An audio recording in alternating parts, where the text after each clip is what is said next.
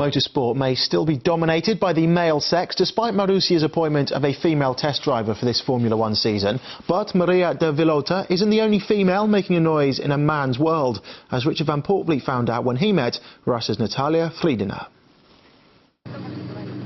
Blonde, beautiful and with a need for speed, Russia's Natalia Freidina is causing a stir within the motor racing world.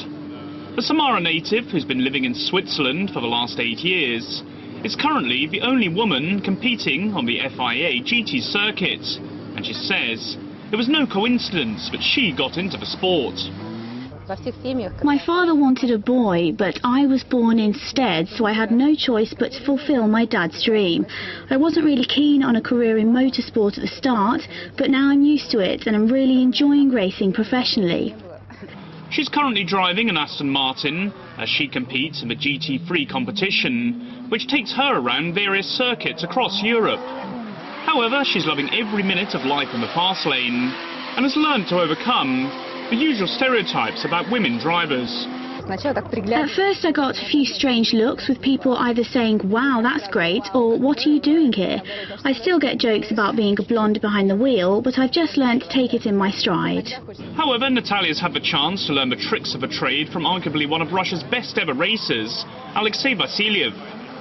The 40-year-old has competed at Le Mans and has been racing for almost a quarter of a century.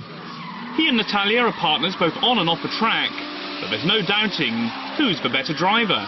Of course, when it comes to motorsport, I'm on pole position. But when we are talking about thinking things through logically, then of course Natalia's in front. However, getting into the sport isn't cheap. A top-of-a-range Lamborghini or Ferrari will set you back hundreds of thousands of euros.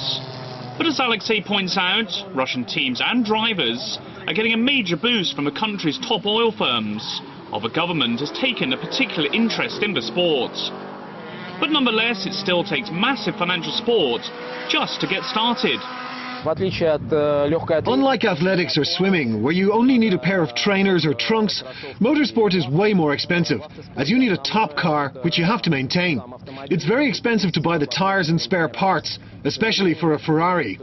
For a child who's competing in the Russian go-karting championships, it will set their parents back in the region of 50 to 60,000 euros, just for a season. However, competing professionally in a Ferrari is much more expensive and will cost from 200,000 euros. Money obviously plays a massive part in getting started, but talent also plays a very important role as well. And both Natalia and Alexei will be looking to go from strength to strength in all aspects of their career. Richard Van Poortvliet, RT, Moscow.